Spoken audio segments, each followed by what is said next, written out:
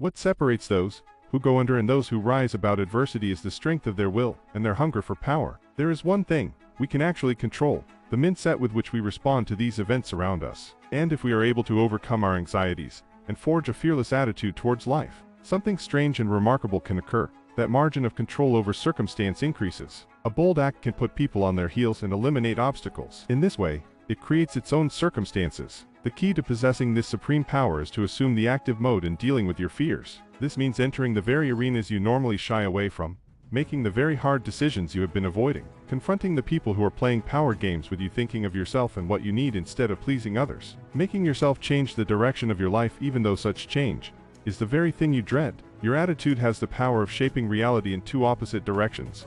One that constricts and cornets you and with fear. The other that opens up possibilities and freedom to act. Chapter 1. See things for what they are. Intense realism. The firmer your grasp on reality, the more power you will have to alter it for your purposes. The greatest danger you face is your mind growing soft and your eye getting dull. Seeing people as they are, instead of what you think they should be, would mean having a greater sense of their motives. Realists are not afraid to look at the harsh circumstances of life. They sharpen their eye by paying keen attention to details, to people's intentions, to the dark realities hiding behind any glamorous surface. Having clarity about where you are headed, what people are up to, and what is happening in the world around you will translate into confidence to your environment, like a spider on his web. As an individual, you cannot shop the tide of fantasy and escapism sweeping a culture, but you can stand as an individual bulwark to this trend and create power for yourself. Force yourself to hold the opposite opinion, or see the world through your enemy's eyes. Listen to the people around you with more attentiveness. See everything as a source of education, even the most banal encounters. Imagine that the world is still full of mystery. In general, looking at people through the lens of your emotions will cloud what you see and make you misunderstand everything. What you want is a sharp eye towards your fellow humans, one that is piercing, objective, and non-judgmental. The real poetry and beauty in life comes from an intense relationship with reality in all its aspects. Realism is in fact the ideal we must aspire to, the highest point of human rationality. Chapter 2. Make everything you own. Self-reliance. Your goal in every maneuver in life must be ownership, working the corner for yourself. When it is yours to lose, you are more motivated, more creative, more alive. The ultimate power in life is to be completely self-reliant, completely yourself. True ownership can come only from within. It comes from a disdain for anything or anybody that impinges upon you mobility, from a confidence in your own decision, and from the use of your time in constant pursuit of education and improvement. You are more alone than you imagine. This should not be a source for fear but of freedom. When you prove to yourself that you can get things on your own,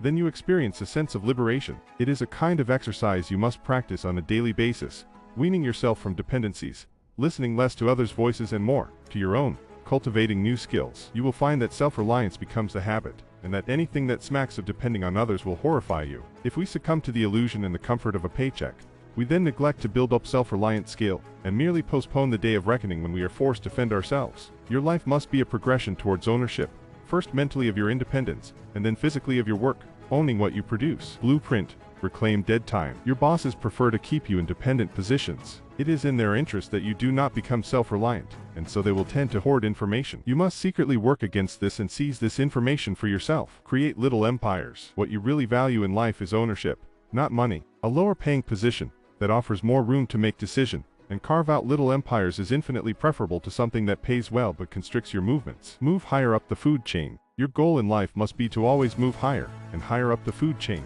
where you alone control the direction of your enterprise and depend on no one. Since this is a future ideal, in the present you strive to keep yourself free of unnecessary entanglement and alliances. And if you cannot avoid having partners, make sure that you are clear as to what function they serve for you, and how you will free of them at the right moment. Make your enterprise a reflection of your individuality. You are one of a kind. You must not be afraid of your uniqueness, and you must care less what people think of you. Things that come easy and fast will leave you just as fast. The only way to gain self-reliance, or any power, is through great effort and practice. Chapter 3. Turn sheet into sugar. Opportunism. Instead of becoming discouraged and depressed by any kind of downturn, you must see this as a wake-up call, a challenge that you will transform into an opportunity for power. You must adopt an attitude that is the opposite to how most people think and operate. When things are going well, that is precisely when you must be concerned and vigilant. You know it will not last, and you be caught unprepared. True opportunists do not require urgent, stressful circumstances to become alert and inventive. They operate this way on a daily basis. They channel their aggressive energy into hunting down possibilities for expansion in the most banal and insignificant events. When we go to work with what is there,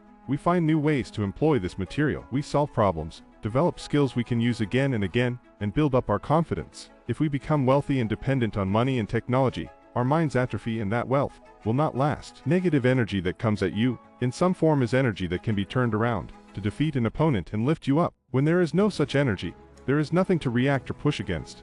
It is harder to motivate yourself. When you feel that you must work harder to get to your goal because you are not quite prepared, you are more alert and inventive. This venture has to succeed, and so it will. When you complain and rail against circumstances, you fall out of balance with the natural state of things.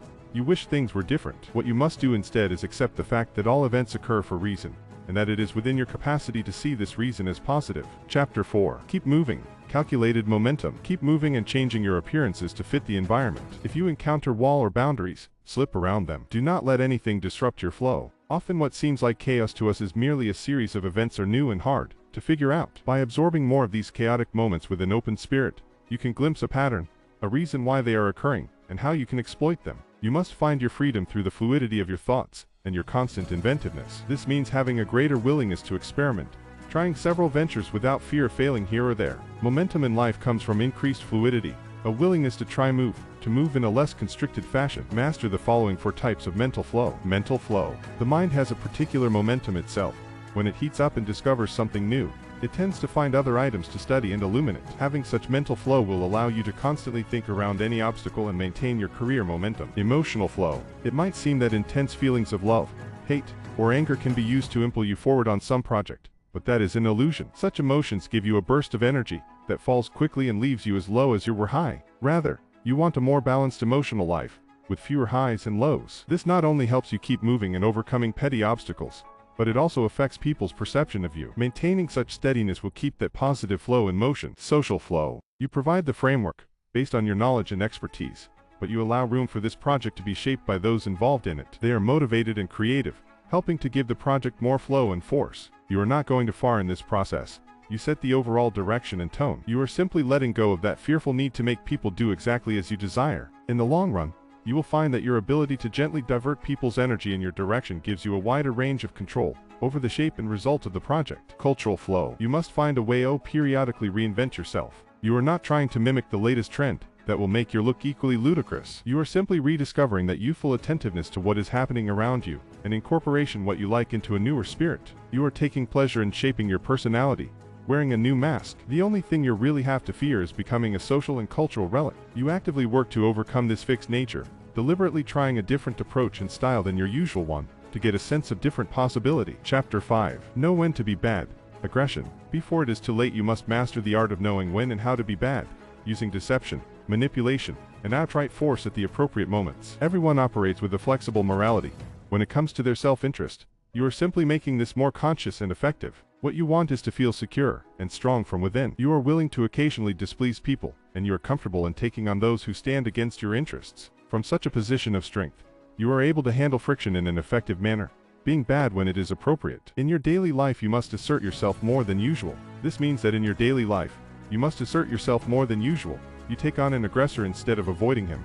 You strategize and push for something you want instead of waiting for someone to give it to you. Your confidence in handling such moments of friction will grow with each encounter. When you submit in spirit to aggressors or to an unjust and impossible situation, you do not buy yourself any real peace. You encourage people to go farther, to take more from you, to use you for their own purposes. People will take from you what they can. If they sense that you are the type of person who accepts and submits, they will and push until they have established an exploitative relationship with you. We must learn to recognize the situations that require assertive, yet controlled, actions, and which mode of attack is suitable. Aggressors. Instead of reacting, you must give aggressors some space to go further with their attacks, getting them to expose themselves in the process, and provide you plenty of juicy targets to hit. Passive aggressors. The only way to treat these types is to take bold, uncompromising action that either discourages further nonsense or sends them running away. Unjust situations. You must learn to play the fox, letting go of your moral purity. You resist the pull to get emotional, and you craft strategic maneuvers designed to win public support. Static situations. In general,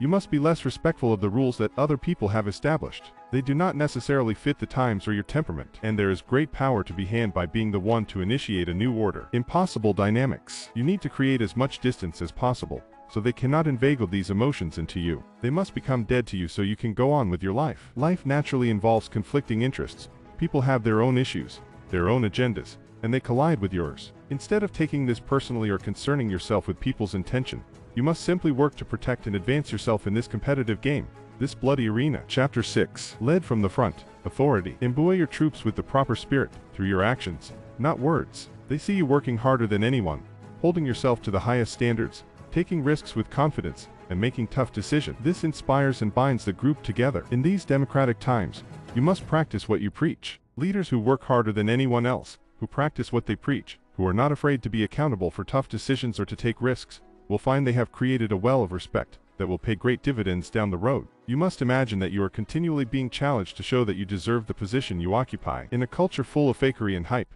you will stand out as someone authentic and worthy of respect. To be a leader often requires making tough choices, getting people to do things against their will. If you have chosen the soft, pleasing, compliant style of leadership, out of fear of being disliked, you will find yourself with less and less room to compel people to work harder or make sacrifices. To master the art of leadership, you must see yourself as playing certain parts that will impress your disciplines and make them more likely to follow you with the necessary enthusiasm. The following are the 4 main roles you must learn to perform. The visionary. You must have the strength to stamp the group with your own personality and vision, giving it a core and an identity. The unifier. A group needs a centripetal force to give it unity and cohesion, but is not enough to have hat be you and the fur of your personality. Instead, it should be a cause that you fearlessly embody. The role model. You need to develop a team of lieutenants who are infused with your ideas, your spirit, and your values. Once you have such a team, you can give them latitude to operate on their own, learning for themselves and bringing their own creativity to the cause. The bold knight. You are not taking unnecessary risks, but simply adding a dash of aggression to your normally staid group. They become used to seeing you out in front and grow addicted to the excitement you bring with each new campaign. Despite the spirit of the times, people have a secret yearning to be guided by a firm hand, by someone who knows where they are going. In the end, if people mistrust and resist your authority, you really have only yourself to blame. Chapter 7. Know your environment from the inside out. Connection. You must maintain as close a relationship to your environment as possible, getting an inside feel for what is happening around you. Never lose touch with your base. The public is never wrong. When people don't respond to what you do, they're telling you something loud and clear. You are just not listening. You do not feel afraid or affronted by people who have different ways of thinking or acting. You do not feel superior to those on the outside. In fact, you are excited by such diversity. Your first move is to open your spirit to these differences, to understand what makes the other tick, to gain a feel for people's inner lives, how they see the world. In such a melting pot as the modern world, with people's taste changing at a faster pace than ever before, our success depends on our ability to move outside ourselves and connect to other social networks. You are afraid of having your assumptions challenged. You must let go of this need to control and narrow your field of vision. When you study an individual or a group, your goal is to get inside their minds, their experiences, their way of looking at things. To do this, you must interact with them on a more equal plane. In any event, what you are seeking is maximum interaction, allowing you to get a feel for people from the inside. You come to thrive off their feedback and criticism. The following are 4 strategies you can use to bring yourself closer to this ideal. Crush all distance. In this day and age, to reach people you must have access to their inner lives, their frustration, aspiration, resentments. To do so, you must crush as much distance as possible between you and your audience. You enter their spirit and absorb it from within. Open informal channels of criticism and feedback. If some distance between you and public must be maintained, by the nature of your group or enterprise, then the ideal is to open up as many informal channels as possible, getting your feedback straight from the source. Reconnect with your base. Know your base and work to reconnect with it. Keep your association with it alive, intense, and present. Return to your origins, the source of all inspiration and power. Create the social mirror. When your work does not communicate with others, consider it your own fault. You did not make your ideas clear enough, and you failed to connect with your audience emotionally. Knowledge of human nature and social factors, the kind that is often most valuable to us, depends on knowing people and networks from the inside, on getting a feel for what they are experiencing. This can be gained by an intense involvement and participation, as opposed to the pseudoscientific pose of the intellectual addicted to studies, citations, and number, all designed to back up their preconceptions. A really intelligent man feels what other men only know. Chapter 8. Respect the process. Mastery. You must learn early on to endure the hours of practice and drudgery, knowing that in the end all of that time will translate into a higher pleasure. Master of a craft and of yourself. Your goal is to reach the ultimate skill level, an intuitive feel for what must come next. Most people can't handle boredom. That means they can't stay on one thing until they get good at it, and they wonder why they're unhappy. Before it is too late, we must wake up and realize that real power and success can come only through mastering a process, which in turn depends on a foundation of discipline that we are constantly keeping sharp. The real secret, the real formula for power in this world, lies in accepting the ugly reality that learning requires a process, and this in turn demands patience and the ability to endure drudge work. The following are 5 principles for developing the proper relationship to process. Progress through trial and error. To master any process, you must learn through trial and error. You experiment, you take some hard blows, and you see what works and doesn't work in real life. Master something simple. When you take the time to master a simple process and overcome a basic insecurity, you develop certain skills that can be applied to anything. You see instantly the reward that comes from patience, practice, and discipline. Internalize the rules of the game. If you find yourself confronting an unjust and corrupt system, it is much more effective to learn its codes from the inside and discover its vulnerabilities. Knowing how it works, you can take it apart for good. Attune yourself to the details. You have a project you wish to bring to life, but you begin by immersing yourself in the details of the subject or field. You look at the material you have to work with, the tastes of your target audience, and the latest technical advances in the field. Rediscover your natural persistence. Anything will give way to a sustained, persistent attack on your part. Chapter 9. Push beyond your limits. Self-belief. Ask for more, aim high, and believe that you are destined for something great. Your sense of self-worth comes from you alone, never the opinion of others. With a rising confidence in your abilities, you will take risks that will increase your chances of success. You are in fact a mystery to yourself. You began life as someone completely unique, a mix of qualities that will never be repeated in the history of the universe. In your earliest years, you were a mass of conflicting emotions and desires. Then something foreign to you is placed over this reality. Who you are is much more chaotic and fluid than this surface character.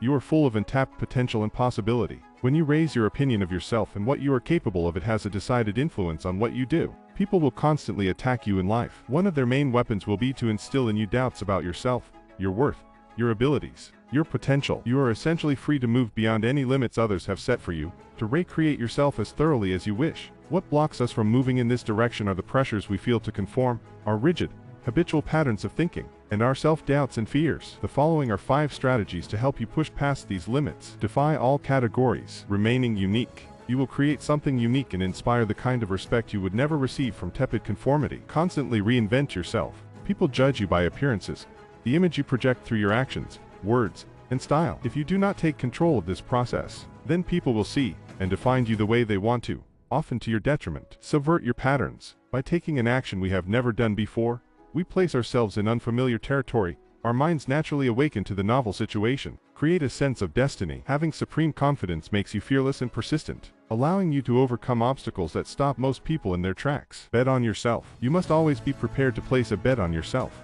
on your future, by heading in a direction that others seem to fear. This means you believe that if you fail, you have the inner resources to recover. Chapter 10. Confront your mortality, the sublime. Knowing our days to be numbered, we have a sense of urgency and mission. We can appreciate life all the more for its impermanence. If we can overcome the fear of death, then there is nothing left to fear. If attaining certain goals becomes your greatest source of pleasure, then your days are filled with purpose and direction, and whenever death comes, you have no regrets. The sublime in any form tends to evoke feelings of awe and power. The following are the 4 sensations of a sublime moment and to conjure them. The sense of rebirth. Whenever life feels particularly dull or confining, we can force ourselves to leave familiar ground. The sense of evanescence and urgency. Contemplating sublime time has innumerable positive effects.